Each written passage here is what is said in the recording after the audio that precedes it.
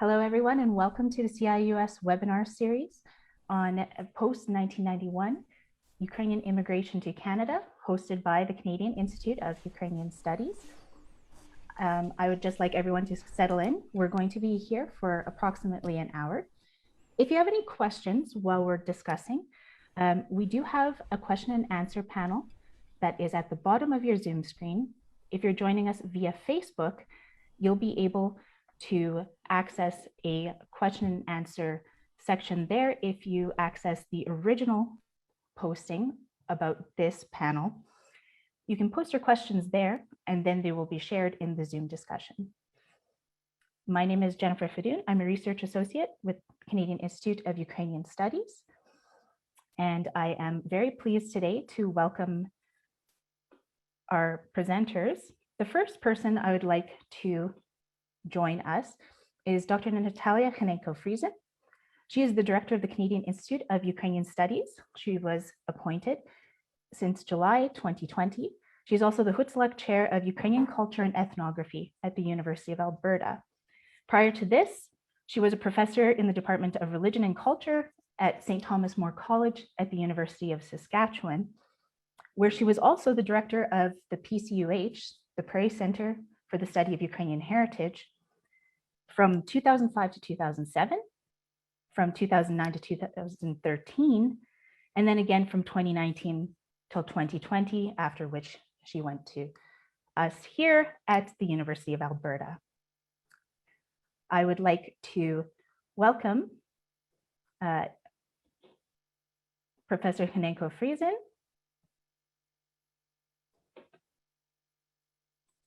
And welcome, Natalia. Thank you so much, Jen, for these lovely introductions. Indeed, my colleagues in this panel, as well as the attendees of this webinar, welcome to this very exciting presentation. I'll do a quick introduction of the project in broad terms, and I'll discuss a little bit its timelines, but then my colleagues, sociologists by training, will take over to present the general directions the project is unfolding, and also to follow up on some particular research findings, which we're extremely excited to present to you today. I wanted to mention that with this presentation, we're also marking the 30th anniversary of Ukraine's independence and 130th anniversary of the Ukrainian settlement in Canada. The research is timely. Since 1991, 69,000 immigrants from Ukraine arrived to and settled in Canada. And of course, on the scale of mass migration from Ukraine, this may be a very small number. In 2019, Alexander Turchinov, then head of the National Security and Defense Council of Ukraine, estimated that up to 9 million Ukrainians annually are working abroad, or were working abroad at a time for some part of the year, and more than 3 million Ukrainians have had or continue to have their regular full-time employment while abroad. And of these numbers, not many people are planning on coming back. 69,000 is certainly a drop in what Mr. Turchinov labeled as a migration tsunami. But from the perspective of the Ukrainian community in Canada, this steady wave, or waves, has delivered twice as many immigrants to our country as the so-called post-World War II immigration wave, which traditionally estimated in the bulk to be of 34 to some say 40,000 people. So while this is indeed a substantial influx of new immigrants from Ukraine to Canada, we really do not know much about this immigration. Who are those arrivees? Are they entering the existing networks of Ukrainian Canadian organizations? What is their relationship with Ukrainian Canadian community, with Ukraine, Canada? Sure enough, some small-scale qualitative case studies have been conducted over the last 20 plus years, and some of the authors of those studies are in the room, either amongst the attendees or in the panelist session as well. But it is indeed true that up to date, there's definitely no comprehensive study that captures the way this group adapted to Canada and how this particular immigration have integrated into the pre-existing Ukrainian community in our country. Well, perhaps we were not really pursuing this kind of fundamental research for the last 20 years because the collapse of the USSR had dictated so many other emerging topics and so much of other agenda that preoccupied us as historians, linguists, sociologists, social scientists, and general educators in the field of Ukrainian Canadian studies. But I'm reminded though, and this is the slide 1, Jen, please, of the effort that our colleagues back in the 70s put into the assessment and mapping of Ukrainian Canadian community in the times of yet another important socio-cultural change, the times that followed immediately the adaptation of the official policy of multiculturalism. This particular slide, which I'm hoping we can see,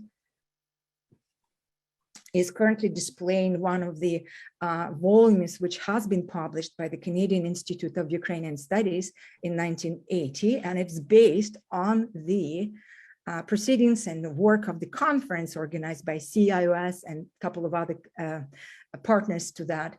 And I hope I can see that slide because I don't know where it is. And yes, one moment. And that particular book is called everybody might remember that in the audience, the social trends amongst the Ukrainian Canadians, based on the CIS conference, which held 2 years right after the adaptation of multiculturalism in 1976.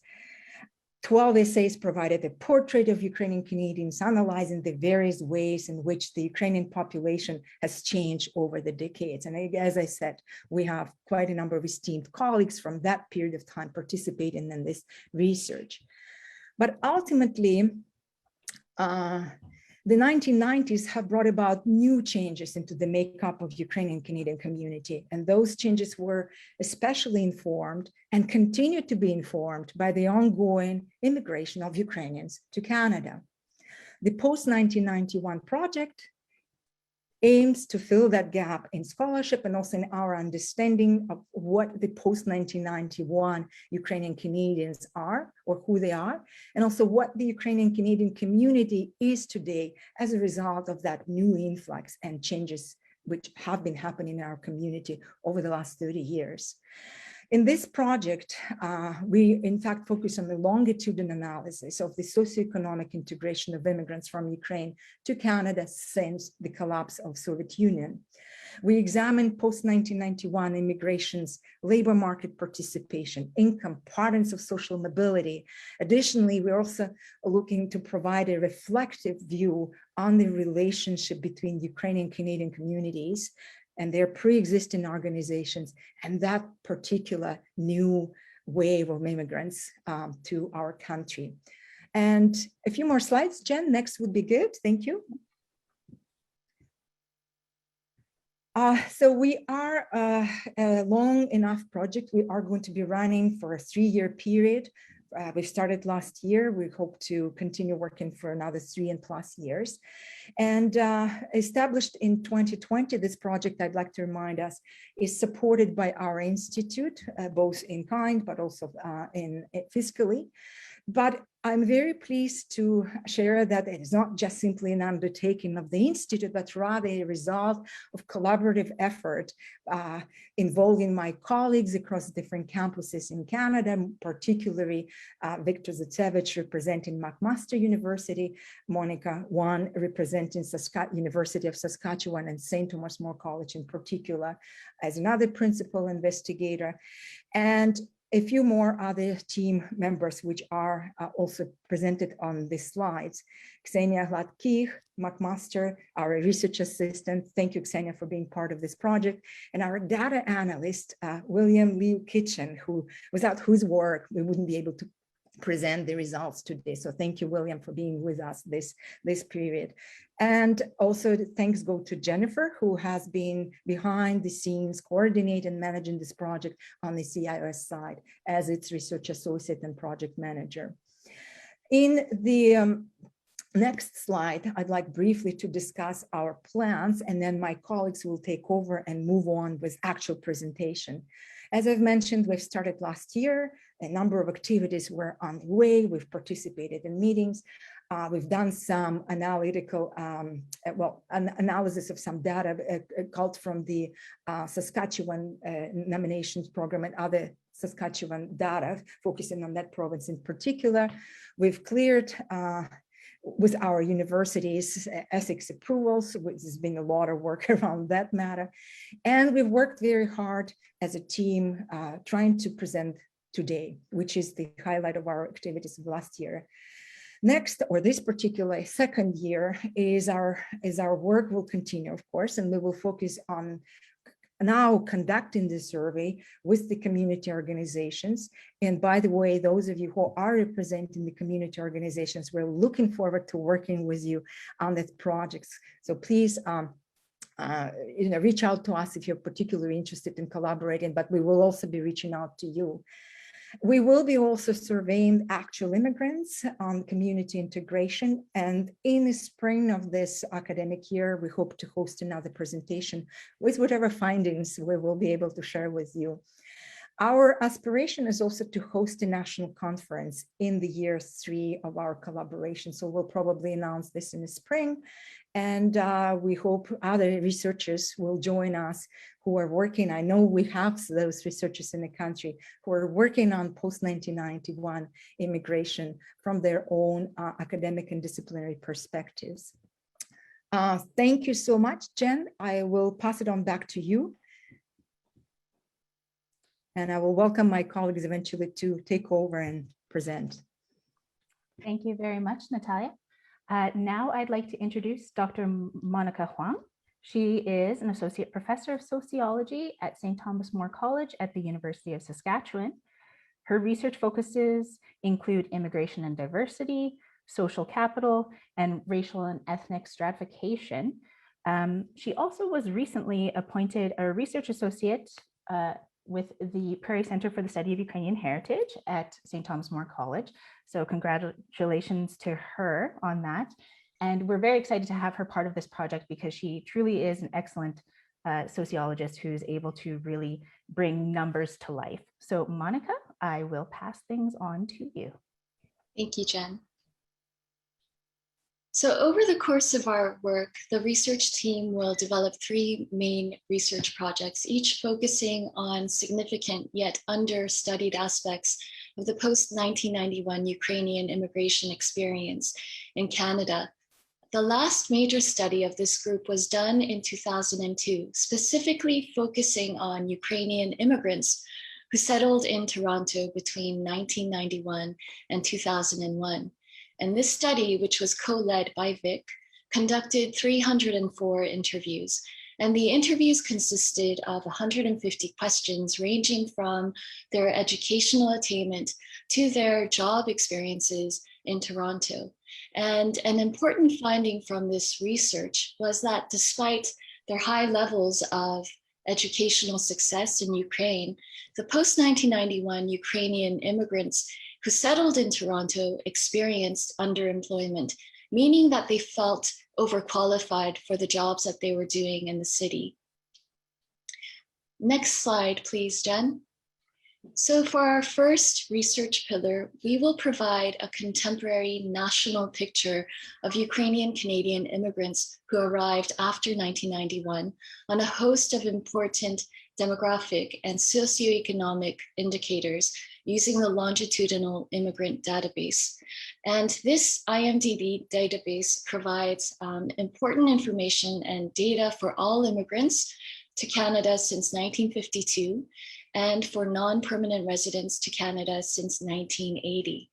And our research team will use the IMDb to conduct analysis of Ukrainian Canadian immigrants who arrived to Canada after 1991 on variables such as employment income, family size, and interprovincial mobility over multiple decades.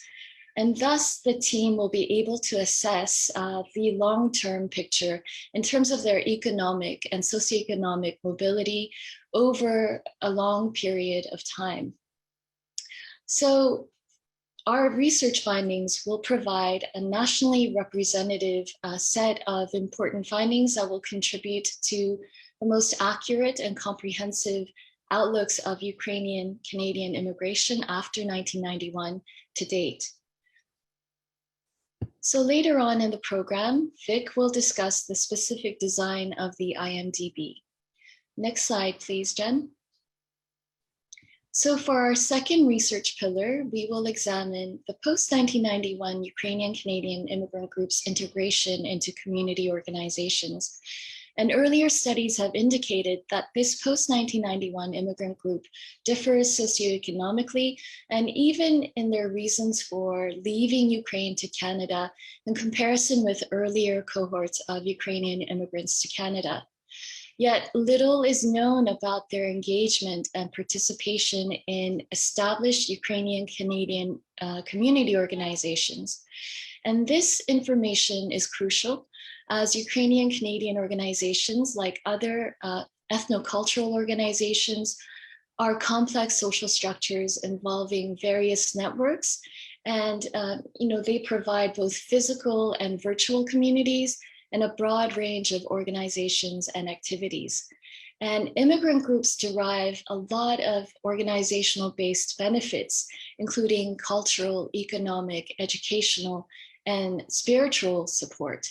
And these organizational derived benefits include network formation, social support, and other forms of relationship building opportunities, as well as direct material support, including access to housing, financing, and other business resources. And community organizations can matter a great deal, especially in the context of growing inequalities facing new immigrants. And despite the importance of ethnocultural organizations, a lot of, I think this area of study is often overlooked by policymakers and governments. So we are really interested to know how the post-1991 Ukrainian immigrants are engaging with the different types of established Ukrainian-Canadian community organizations. And we also want to know whether the organizational strategies within the community organizations are enabling their users to achieve mainstream success and to achieve integration into the broader community and into their local Ukrainian communities. So our analysis is a twofold process. And the first is incorporating the community perspective. And the research team is planning to conduct an organizational survey exploring this integrational process with a select group of Ukrainian Canadian community organizations. And the second is incorporating the immigrants' perspective. So after we complete the organizational survey, we will be conducting a series of qualitative interviews that asks about the integration experience from Ukrainian immigrants who arrived to Canada after 1991. And the results from the qualitative interviews will add a lot of richness to the nationally representative findings that we get from the IMDb. Next slide, please, Jen. And in the third and final pillar of our research, we will be conducting a qualitative analysis of Ukrainian immigrants who came to Canada through the Provincial Nominee Program and ask about their experiences. So the Provincial Nominee Program is a set of Canadian immigration programs that is operated by the federal government in partnership with the provinces and the territories. And each of the provinces and territories has its own requirements and program streams targeting certain workers. So in a program stream, a province or a territory may, for example, target business people, semi-skilled workers or skilled workers to their respective regions. So using the statistical findings from the IMDb to provide a national context and overview, and using pre-existing information from information about the Provincial Nominee Program, our research will critically examine the Canadian PNP program and really focus on whether they were able to be successful in both attracting Ukrainian immigrants after 1991 and retaining this group. So that is my end of the presentation. And Jen, I hand it back to you. Thank you so much, Monica. So just before we welcome Dr. Satsevich, I'm just going to give you a small little glance at some of the things that have been accomplished by this program so far. or this project. The project is still somewhat in its infancy, but we have already been able to accomplish a number of things. So as of this month, we have thus far had 8 project team meetings. So that has been our core group of researchers getting together and discussing what we're going to do with the project and its further objectives and aims. We have identified 3 key case studies, and there's already been initiation on kind of all those 3 fronts. We were able to receive a security clearance with the Government of Canada. So that was necessary in order to access the IMDb, which you've been hearing people discuss. And then we have also identified over 30 unique Ukrainian Canadian organizations from across Canada who we wish to engage with within the coming year and the year after, discussing with them how they have felt about their interactions with post-1991 Ukrainian immigrants, and then also speaking with those people who have arrived in Canada, whether they feel that they are sufficiently integrated into Ukrainian Canadian organizations and communities. So far, we've done a lot of really interesting things, and we're looking forward to moving on more. Now, I'm going to introduce Dr. Victor Satsevich. He is a professor of sociology at McMaster University in Hamilton, Ontario. He has authored and co-authored numerous books and journal articles on the topics of ethnicity, race, multiculturalism and diversity, and Canadian immigration policy. And Vic has been able to lead the project's dive into the IMDb, this immigration database, and he and his research assistants have already made some fascinating discoveries around Ukrainian immigration to Canada, and he is going to go into further detail with that. So Vic, you can go ahead. Okay, thank you, Jen. So hello, it's nice to see so many participants. It's very gratifying that there's such a high level of interest in this project. So my short talk today is really meant to introduce you to the IMDb, and I'll tell you a little bit more about the kinds of data that it has. And then I'm going to give you a bit of a appetizer or a sample of the kinds of things that we've been doing. It's a very preliminary picture that we've painted so far of post-1991 Ukrainian immigration. And there's much, much more work we need to do, but we thought that this would be a good opportunity for us to kind of give you a sense of what we're working on and what we're finding. And so, and again, just a quick thank you to William Hugh Kitchen for his work as a data analyst. And I also want to thank the McMaster Research Data Center and the University of Guelph Branch Research Data Center. They've been tremendously helpful in terms of helping us put this part of the project together. And so we very much appreciate the help that they've provided. So next slide, Jen. So as Jen and Monica mentioned, we are making use of the longitudinal immigrant database. And it's a database that has been used quite extensively in the social sciences to study various aspects of the immigration experience in Canada. But I'm pretty sure that we are one of the first groups, if not the first group, to make use of this database to study Ukrainian immigration specifically. So we're quite excited about that. And we hope that this stimulates even more research on Ukrainian and other immigrants. So the IMDb is fairly unique in the sense that it links administrative immigration records with annual tax files. So basically what it does is it gathers all the information that newcomers provide on their landing records and application records, and combines that with their tax files. And so these records, as I think Monica has mentioned, has been linked for many decades now. And so we have fairly up-to-date and fairly, I would say, accurate data on various dimensions of the immigration experience. It also contains data on permanent residents and non-permanent residents. And I'll say a few things on the next slide about that. So what kind of data is included in the IMDb? It's, we have data, or social scientists have data on the admission category of various permanent residents to Canada, so skilled workers, provincial nominees, sponsored relatives, and so on and so forth.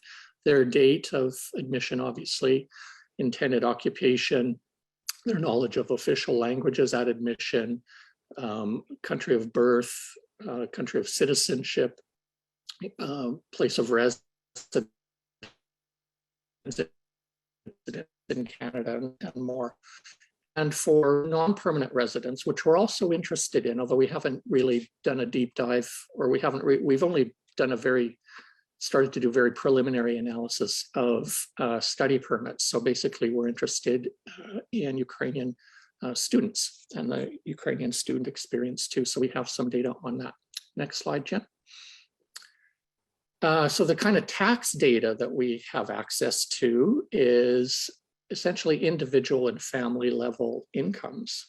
And so we have data on employment income, income from social assistance, and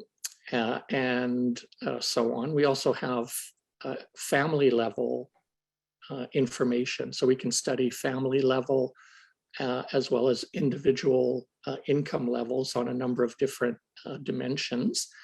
And it's a very interesting process in terms of figuring out what income variables we are interested in using. And so if anyone has any advice about that, we can certainly have some conversation about that. Next slide, Jen. As Jen mentioned, access to the data is gained through what are called research data centers. And these research data centers are collaborations between Statistics Canada and universities. And there are 30 RDCs in Canada. So the U of A has one, Calgary, Saskatchewan, McMaster, of course, and Guelph, and a number of many other universities. These are very secure computer labs, and there are quite strict access rules for that, so that research teams or individual researchers need to submit an application to Statistics Canada to explain what they want to do with the data, why the publicly available data isn't available, and submit essentially an application. And there's multiple layers of security checks that researchers have to go through to be allowed to use the data. So because, again, researchers have access to tax data, this is obviously quite sensitive and personal and private information. And so the RDCs are very, very sensitive about privacy concerns and confidentiality concerns. So let me start by saying one or two things about how we figured out the population of the study. So as I mentioned, the IMDb allows us to study immigrants in terms of their country of last permanent residence, where they lived last on a permanent basis, their country of citizenship, and their country of birth. So we had to make a choice about which one of those variables we were going to use. And at the end of the day, we felt that country of citizenship was the most appropriate variable. There's not a lot of variation between the total numbers in each of these three variables, but for various reasons we picked a country of citizenship, and we can talk about that in the Q&A if you like. But the numbers really don't vary dramatically that way. I think we lost our screen for a sec. Okay, so next slide, Jen. So again, here's the very very preliminary picture that we wanted to provide to you.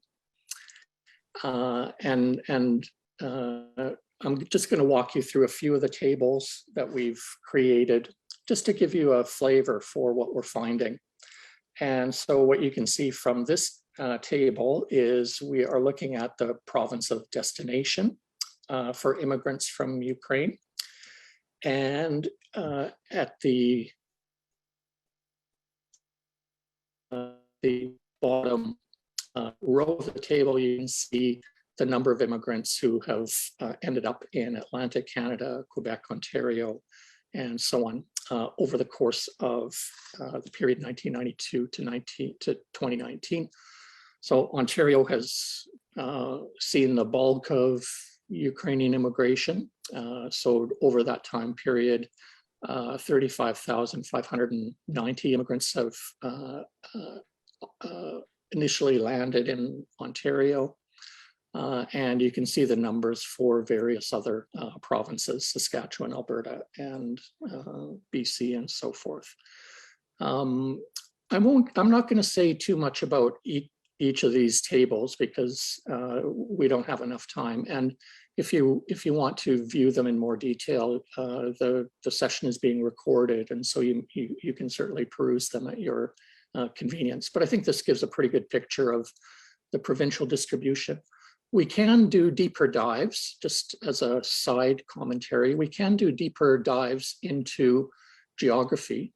And so we can look at census metropolitan areas. And so if at some point down the line, we can look at CMAs and where the distribution of immigrants from Ukraine in different census metropolitan areas. So we can drill down to more finer levels of geography down the line. Next slide, Jen. This is a little bit similar to the previous slide insofar as it gives us a sense of the yearly number of arrivals, but it breaks the numbers down by gender. And so what you can see from this table is that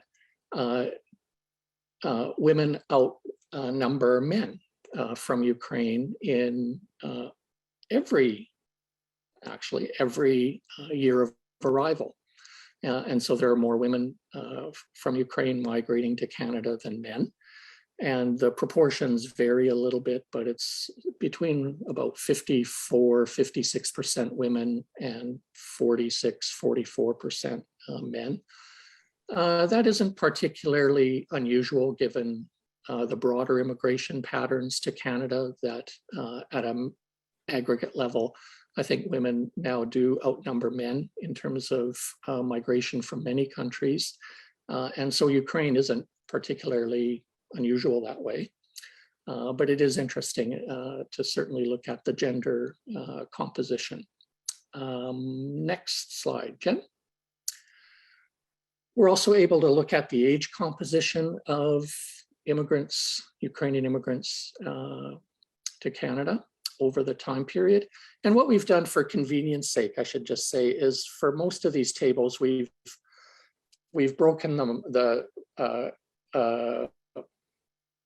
we've divided the year cohorts into groups of 4 years. And it's really in part to present the analysis in a little bit more tidy way. But you can see some interesting things going on here with age. Of course, as with other immigrant groups, the bulk of immigrants from Ukraine are in the 25 to 49 age group. So immigrants are selected to Canada based on their sort of expectation that they're going to contribute to the Canadian economy. And so Canada obviously accepts immigrants that are at prime working age. And so we can see that here. I think the other interesting tidbit of data in this table, which I think might be, is certainly worth noting, is the number of immigrants from Ukraine who are 65 or older, and even the number who are from 60 to 64. But particularly the 65 or older cohort is interesting from, I think, a settlement policy perspective, and the extent to which settlement services cater or recognize the needs and aspirations of that cohort, I think is an interesting question. Next slide, Jen.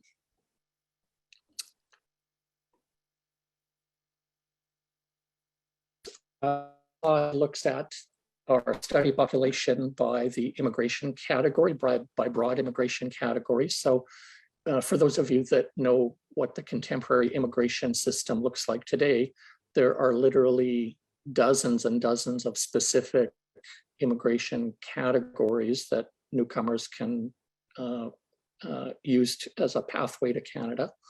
And what we've done is we've grouped them into basically 4 broad categories. And again, I think from a comparative perspective, this table is interesting insofar as we can see a tremendous growth in the proportion of Ukrainian immigrants who come to Canada as provincial nominees, that in fact, the provincial nominee program is really one of the central pathways for Ukrainian immigrants to Canada, as it is for many other immigrants. And you can see the changes over time there. I think the other interesting number, just as a just out of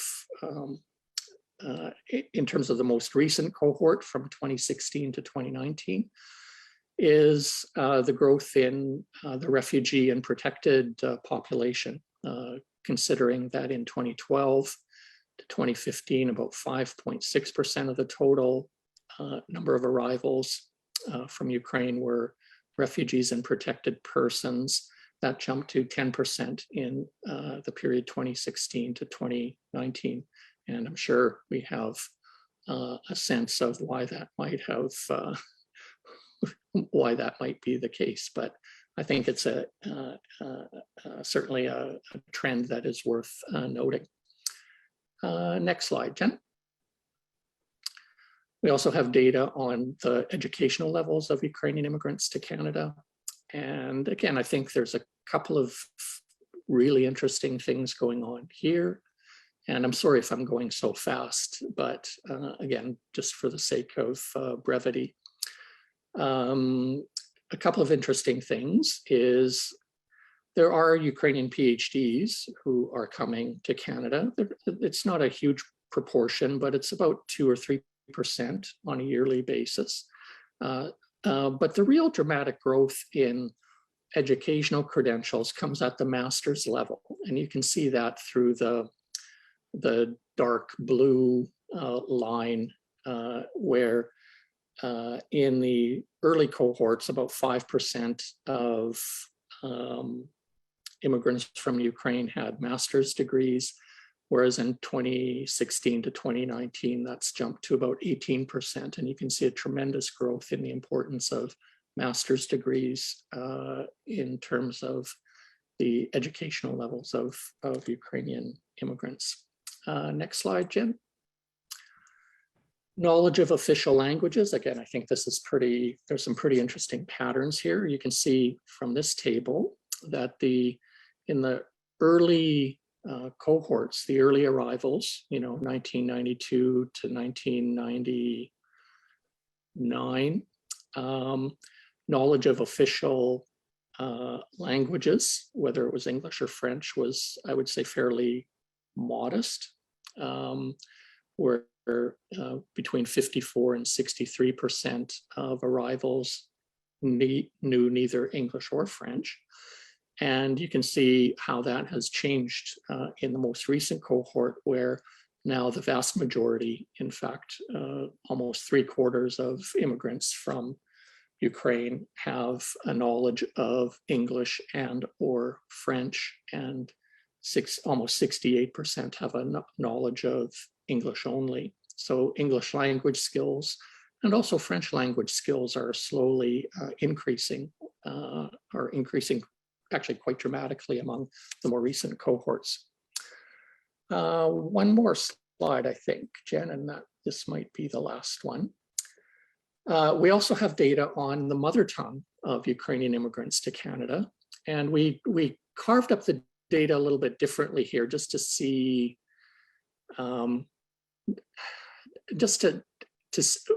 to see, how can I explain this? To see, we're trying to figure out whether there is one or whether it makes sense to talk about one wave of migration from 1992 to 2019, or whether there are kind of differences within that broad kind of time period. And this is a chart that I think kind of helps us explore that. So what this shows is that between 1992 and 2001, the mother tongue of arrivals was basically split almost evenly between those who reported Russian as their mother tongue and Ukrainian. So slightly more arrivals reported Ukrainian as their mother tongue, but Russian was certainly very close behind.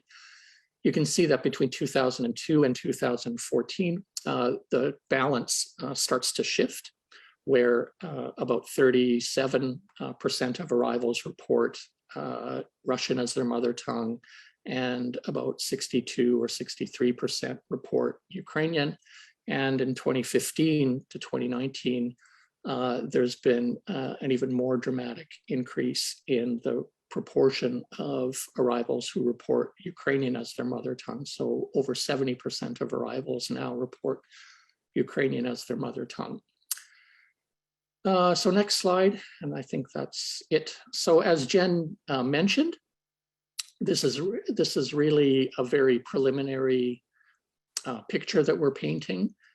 There's much more work we have to do. One of the things we want to do, as was mentioned already, is we want to do some more work on provincial nominee retention programs. How well do provinces retain Ukrainian immigrants relative to other immigrants? We'd like to create some more detailed profiles for immigrants based on the province and perhaps CMA level. We also want to start to do a deeper dive into the study permit holders and Ukrainian students.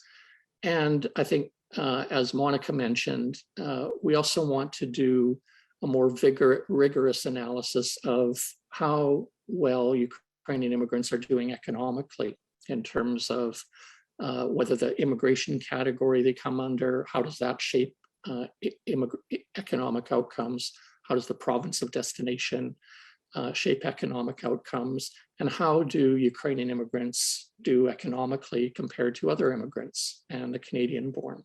So there's lots on our plate, but we're quite excited about doing even more work on the IMDb and the broader project. So I'll stop there, and maybe Natalia, you might want to take over now.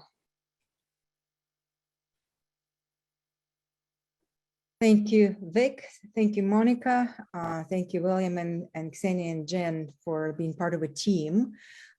We are very excited to be sharing these findings with everyone in this room. And as I've mentioned before, stay tuned, more will to come. I will pass it on back to Jen, who is our facilitator of the event and who will be probably moving us into the Q&A period. Yeah, that's right. So as I had mentioned at the beginning of this talk, but maybe some people missed it, if you're joining us on the Zoom, there is, at the bottom of your screen, there is a Q&A box. If you have any questions or comments, I would welcome you to put that in the Q&A box. We will be reading those out and having the appropriate team member answer your questions. And also, if you're joining us via the Facebook stream, you can put your question in as long as you are posting on the original Facebook posting about this event.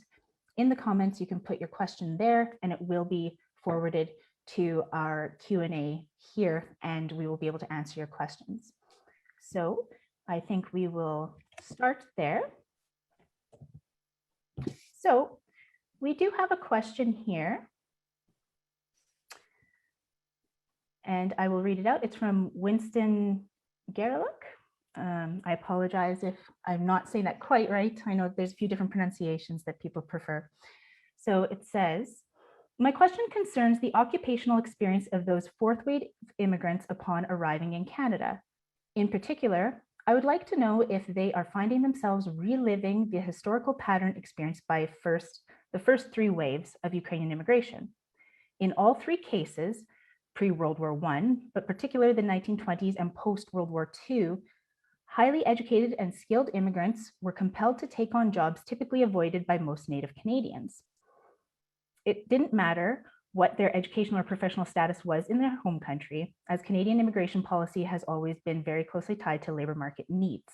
This was perhaps most clearly illustrated by the placement of post-World War II refugees or displaced persons, most of whom came to Canada after being selected and placed according to terms dictated by bulk labor schemes.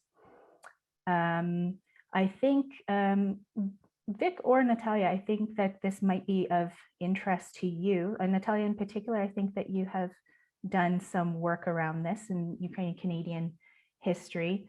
So the question is essentially asking if we potentially have seen if fourth wave Ukrainian immigrants to Canada are finding themselves again in not necessarily in their occupations as they are trained and educated for, or if they are simply coming here according to labor market needs.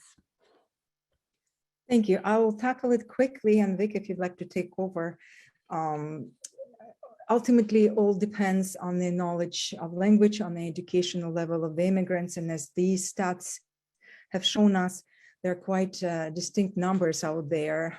First, when it comes down to the increase of the knowledge of the English language, which allows the migrants and professionals to, in fact, realize themselves within their own professional domain, so to speak. But nonetheless, the picture is varied, and ultimately that's what we also want to figure out. Vic, do you want to add anything to that?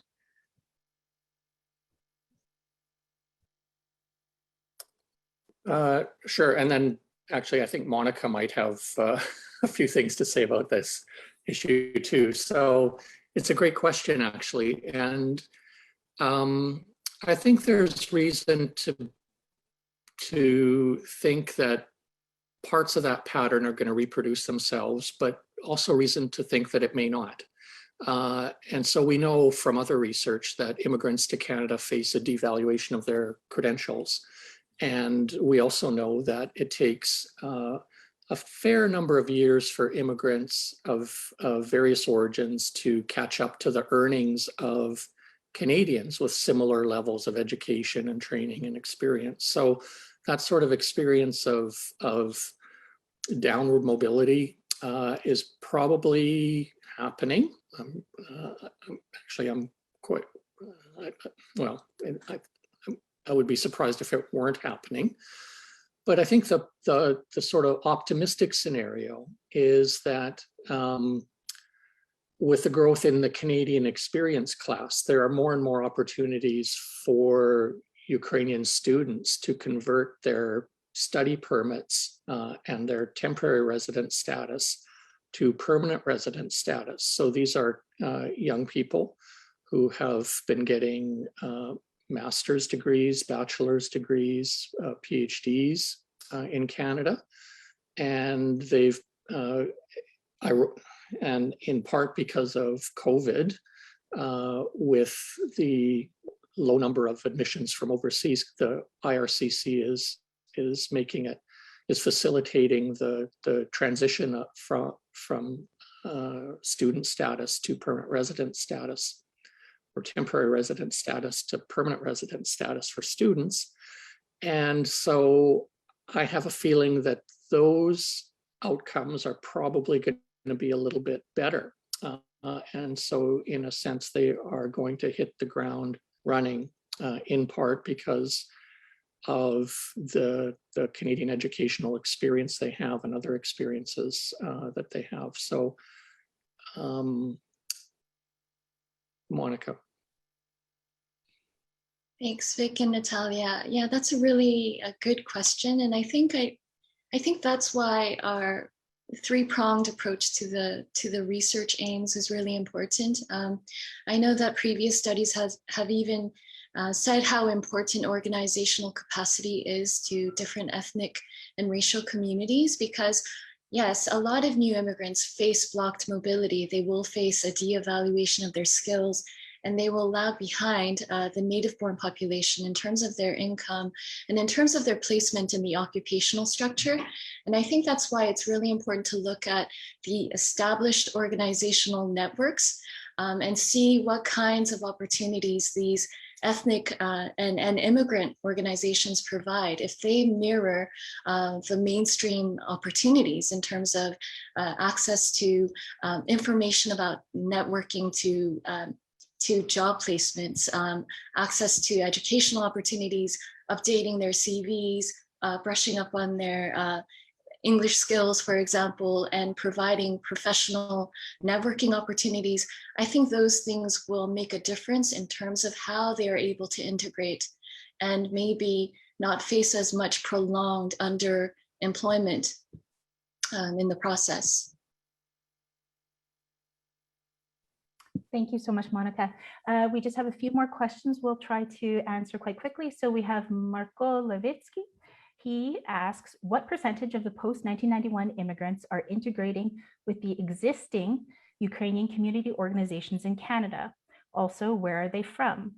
Are the ones more likely to join with existing community organizations from Western Ukraine? And then this is slightly tied, but Olia Kuplowska comments and asks, so one question, how do you plan to identify and track down those immigrants who have next to no contact with the Ukrainian Canadian community, whether by choice or for other reasons? So I think, Natalia, first of all, I think this is something interesting, asking about how we're going to be working with the community organizations, although this is work that hasn't quite taken place yet, but it's on the horizon for this project, correct?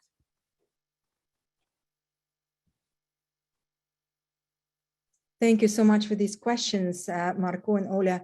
As far as the first question is concerned, which Jen had read to us first, and that's from Marco, concerning the integration of immigrants into the existing and pre-existing community organizations.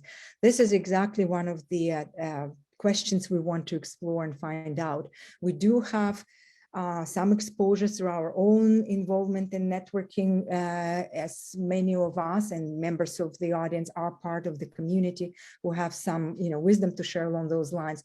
But when it comes down to the assessment and understanding and some, if you wish, statistical analysis of the trends, that's yet to be answered. And again, our colleagues, sociologists, might add to that. And Ola, as far as reaching out to the individuals who do not identify with the Ukrainian Canadian community, that's another important question. And that's where we can work around the, typical methods and means in recruiting participants to study, which, can rely on a snowball effect, on reaching out through the networks, again, of our own in private settings, and of course, by promoting the project in public domain and hoping to reach someone who would be willing to work with us. It is always a link between those who are engaged with the community and those who are not. So this is, a short degree of separation will be there probably. And I will pass it on to my sociology colleagues if they want to take it.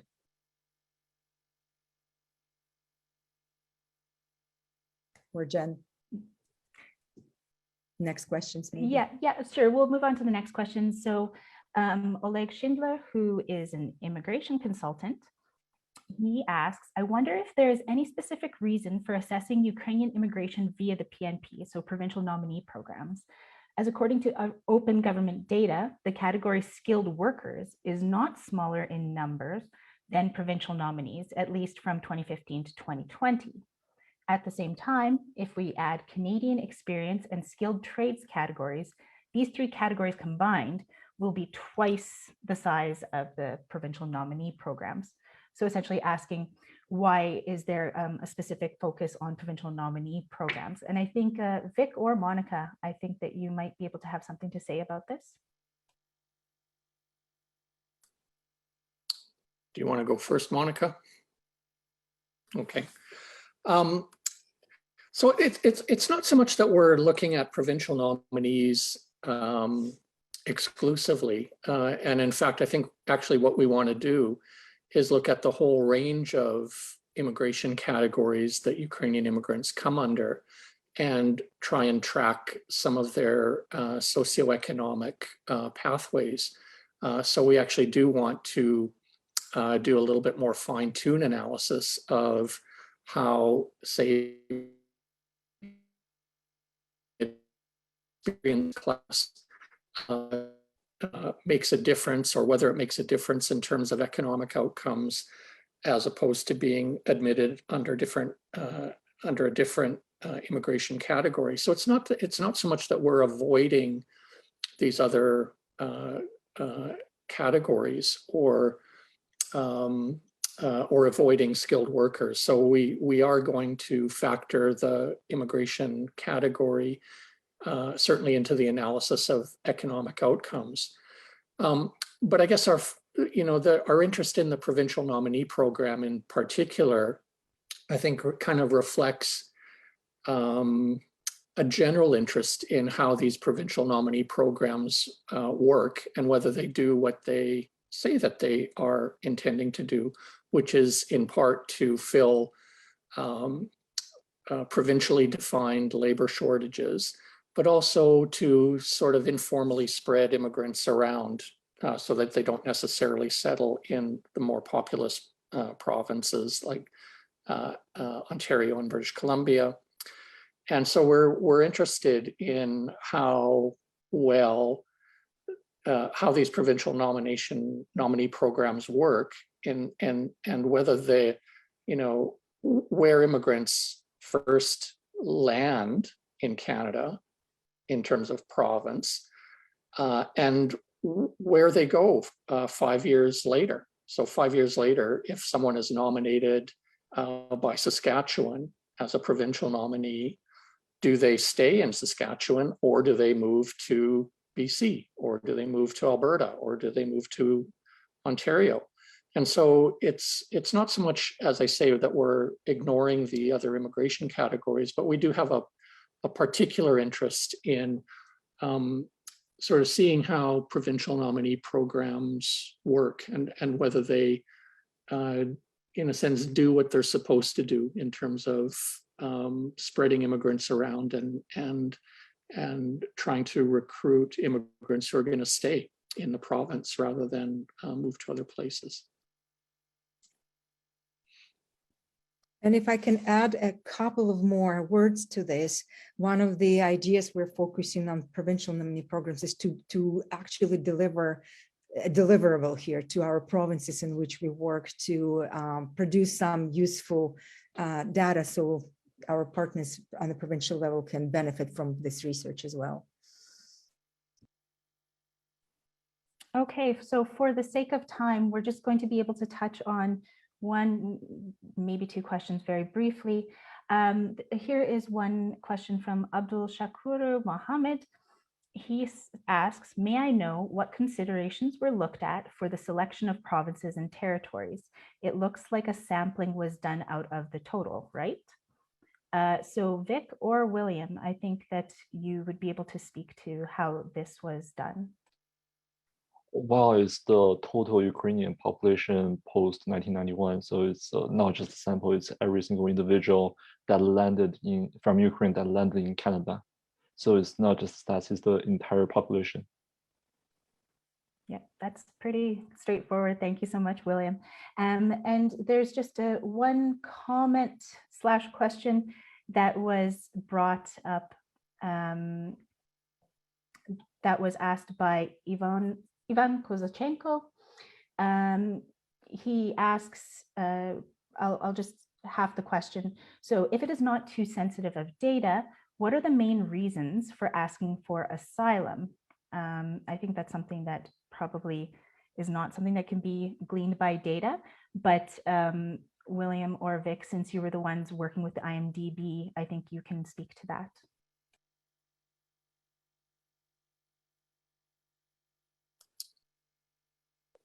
So unfortunately, we don't have the reasons, we don't have access to the reasons for asylum. But I wonder if the IRB, the Immigration and Refugee Board, might have that data on the reasons for asylum. But I doubt it. I'm kind of skeptical whether they publish the specific reasons for claims. So I think it's just a matter of, certainly in the IMDb, we don't have access to whether someone is claiming asylum because of, say, the fear of being, in terms of protected people, the definition of protected person is someone who is in fear of, I think, torture in their country of origin. And there's a fairly specific definition of protected person. So anyway, long answer is we don't really have access to that data with this data source.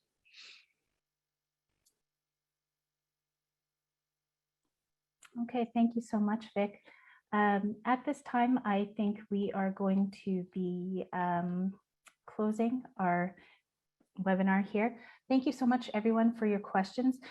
Some of the questions that have been asked, they are going to be addressed as we move on with the research, because at this point in time, a lot of work is preliminary and a lot of questions are still being asked, and a lot of methodology and the way that we're going to process with the research is still in development. So we very much encourage you to keep an eye out for another webinar that we should be having soon as we continue with our research.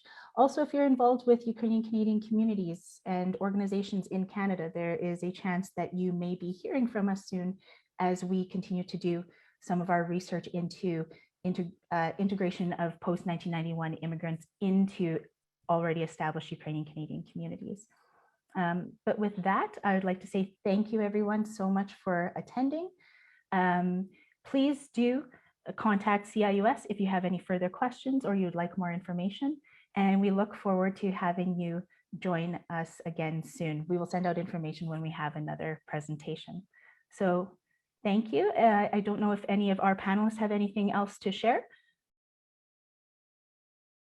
You can put up your hand if you do. If not, then it'll just be goodbye from all of us. Thank you and have a great day, everyone.